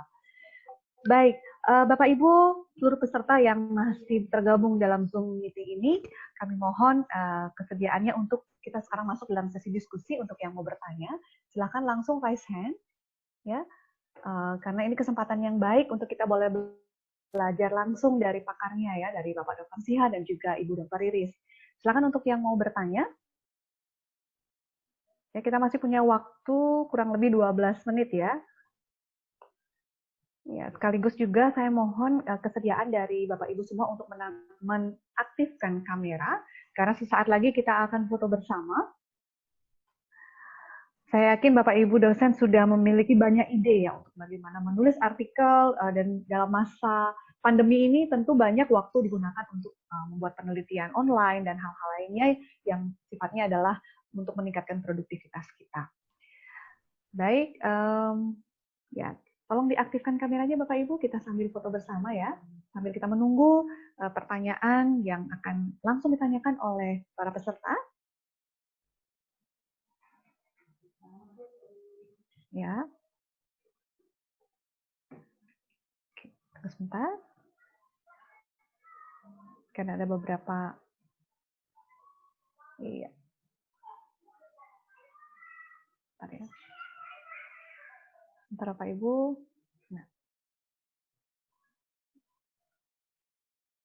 Ya, kami mohon yang belum mengaktifkan kameranya. Baik. Ya, sekali lagi saya tanyakan apakah Bapak Ibu memiliki pertanyaan atau mungkin kalau tidak mau bertanya langsung silahkan tuliskan kolom chat ya.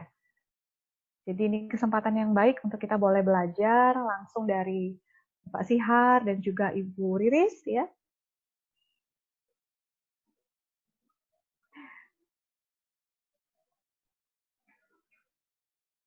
Ya, tadi juga sempat disampaikan oleh Bapak Dr. Sihar, ketika Bapak Ibu menggunakan NVivo itu suatu alat yang sangat baik gitu ya. Tapi tidak banyak yang menggunakannya. Jadi untuk Bapak Ibu yang tertarik nanti memiliki softwarenya, kalau Bapak Sihar nanti kami akan bantu bagaimana teknisnya. Jadi ketika Bapak Ibu melakukan penelitian baik kuantitatif maupun kualitatif, ada baiknya kita berkolaborasi Bapak Ibu. Jadi ke depan tidak saja akan meningkatkan citasi, tidak akan meningkatkan, tidak saja meningkatkan untuk diri sendiri, tapi juga untuk program studi dan universitas secara umumnya. Ya, sekali lagi kami beri kesempatan, mungkin ada yang mau bertanya, atau sudah jelas semua, karena tadi saya perhatikan Bapak Dr. Sihar menyampaikan sangat detail, bahkan diulang dengan contoh, itu luar biasa. Ibu Riris juga menyampaikan dengan teknis sampai ke tipsnya.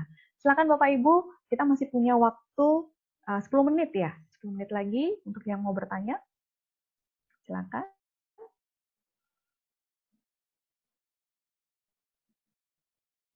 Atau sudah jelas? Ya, nanti materinya akan dibagikan oleh Bapak Sihar dan Bu Riris ya. Ya, tambahan aja mungkin sedikit ya. Ya, silakan Bapak.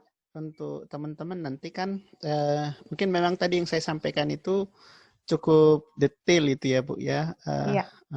Tanda kutip agak membosankan juga bicara statistik. Terus yang menarik seperti Bu Diah katakan tadi itu yang pakai NVivo, saran saya Bapak Ibu semuanya pakai NVivo saja.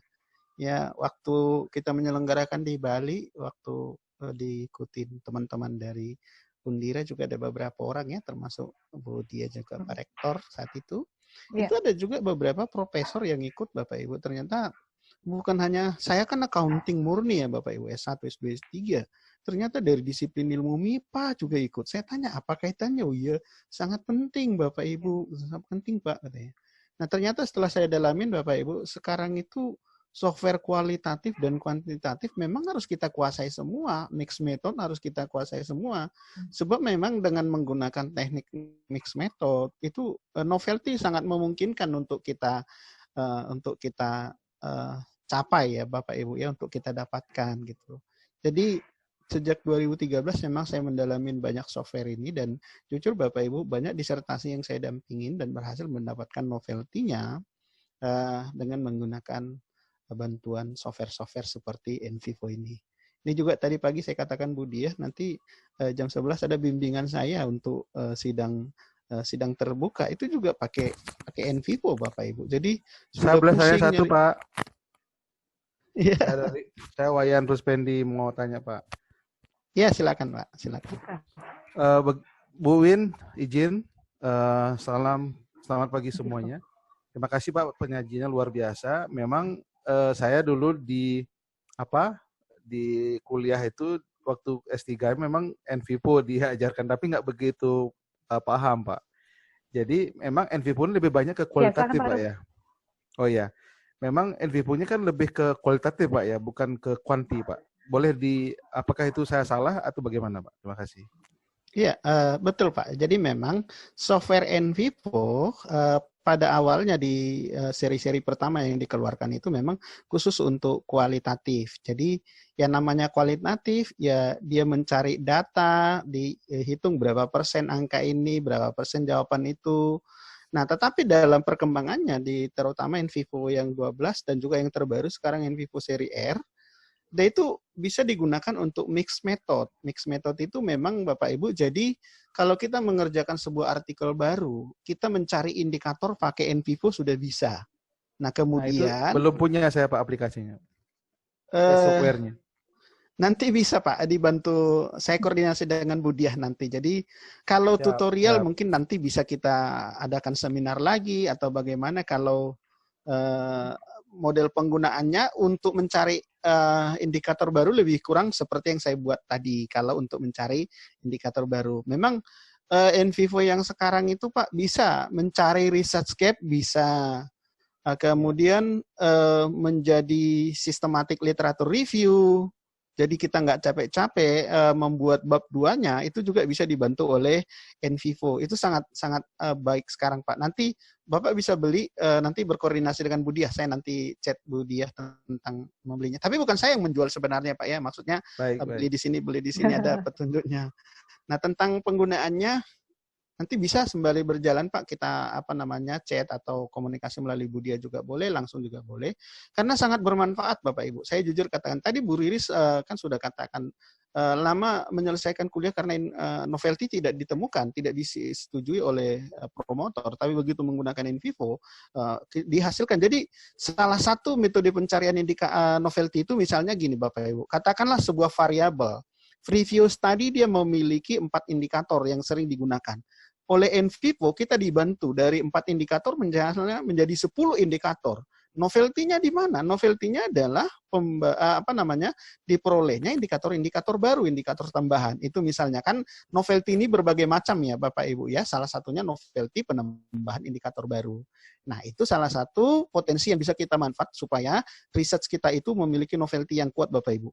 Nah, bayangkan kalau model Bapak Ibu itu terdiri dari 4 variabel, misalnya 2 variabel independen, 1 intervening, 1 dependen. Dan di setiap variabel ada indikator barunya. Wah, ini tuh novelty-nya sangat kuat. Jadi biasanya itu para pengelola jurnal itu tertarik dengan apa yang kita tawarkan. Atau kalau kita sedang S3, itu biasanya promotornya langsung nanya bagaimana caranya dapatnya. Itu pengalaman kami Bapak Ibu ya, teman-teman yang kebetulan saya dampingin Bapak Ibu pengerjaan disertasinya khususnya untuk ngolah datanya. Tetapi bukan hanya ngolah data, nyari ide pun dengan NVivo. Bayangin Bapak Ibu, NVivo itu bisa membaca 3.000 artikel PDF untuk kemudian summary-nya langsung kita peroleh. Jadi sebenarnya software-nya ada, tetapi cara orang menggunakan, cara orang membaca itu yang kadang-kadang nggak paham. Jadi itu yang sangat penting Bapak Ibu. Nanti ya kalau ada kesempatan yang lain ya kita laksanakan lagi. Nah di situ Pak, di daftar presensi saya sudah buat kira-kira software apa yang ingin Bapak Ibu pelajarin lagi. Ya nanti ya kita bicarakan lagi teknisnya. Nggak harus di sekarang, ya bisa bulan depan, 2 bulan mendatang, seperti itu. Kira-kira gitu Pak, makasih. Pak, satu lagi Pak, apakah di NVivo itu juga mereduksi data? Artinya mana kalimat atau kata-kata yang sering keluar sehingga kita tahu berapa jumlahnya, begitu Pak? Bisa. Jadi misalnya Bapak Ibu sekarang kan research kita karena pandemi COVID ini misalnya menggunakan Google Form. Dari jawaban itu bisa kita langsung olah, ya kita reduksi kata-kata yang tidak kita butuhkan. Sama seperti cara yang saya gunakan tadi. Ya bisa Pak, bisa. Jadi hasil wawancara juga ya memang kan ada banyak software sekarang Bapak Ibu. Jadi di fasilitas Google juga kan atau Gmail kan sudah bisa merekam kata-kata. Jadi hasil wawancara Bapak Ibu langsung terekam di NVivo, itu sudah bisa. Jadi kan kendala selama ini Bapak Ibu kalau kita melakukan misalnya FGD, kan capek ngetiknya lagi. Nah tapi betul, coba bayangkan kalau misalnya hasil FGD itu Bapak Ibu langsung terekam otomatis terketik langsung di NVivo. Itu bisa udah kita atur. Itu seri yang terbaru sekarang. Nah, itu yang kita perlukan, Pak. Eranya tahun lalu waktu dengan Budia itu belum dapat, belum ada ya Budia ya belum. Kalau sekarang sudah Pak. Jadi hasil rekaman webinar kita seperti ini pun Bapak Ibu itu bisa langsung terketik otomatis di NVivo. Jadi kan enak. Jadi wawancara dengan responden kita dalam riset kualitatif pun itu transkripnya langsung muncul. Jadi transkrip itu langsung bisa kita olah, mau direduksi, mau diolah dan lain sebagainya itu jauh lebih gampang. Nah itu dalam perkembangannya sehingga sangat menarik belajar NVivo hingga saat ini. Nanti Pak mudah-mudahan ada waktu kita atur lagi untuk belajar itu. Siap. Baik, terima kasih, Pak yang sudah bertanya pada Dr. Sihar untuk penjelasannya. Beberapa teman kami juga menyampaikan salam ya untuk Dr. Sihar. Sebenarnya mereka ingin ikut bergabung, tapi hanya saja bertepatan dengan hari ini juga masih ada pelatihan e-learning juga untuk teman-teman kami di Fakultas Ilmu Kesehatan Sains dan Teknologi. Semoga nanti ke depan kita bisa terus berkolaborasi ya Bapak. Dan kami atas nama program studi manajemen mengucapkan terima kasih yang sebesar-besarnya untuk Bapak Dr. Sihar dan juga Ibu Riris yang sudah meluangkan waktu dengan kesibukan yang luar biasa. Kami boleh belajar langsung dari Bapak Ibu dan semoga ke depannya kami semua bisa menerapkan apa yang sudah Bapak Ibu sampaikan. Dan sekali lagi kami ucapkan terima kasih kepada peserta yang sudah tergabung dalam webinar ini dan mari kita bersama-sama untuk berkolaborasi meningkatkan produktivitas kita di dalam penelitian dan publikasi. Akhir kata kami dari program studi mengucapkan selamat siang, selamat melanjutkan aktivitas, semoga Tuhan memberkati kita. Ya, udah bisa.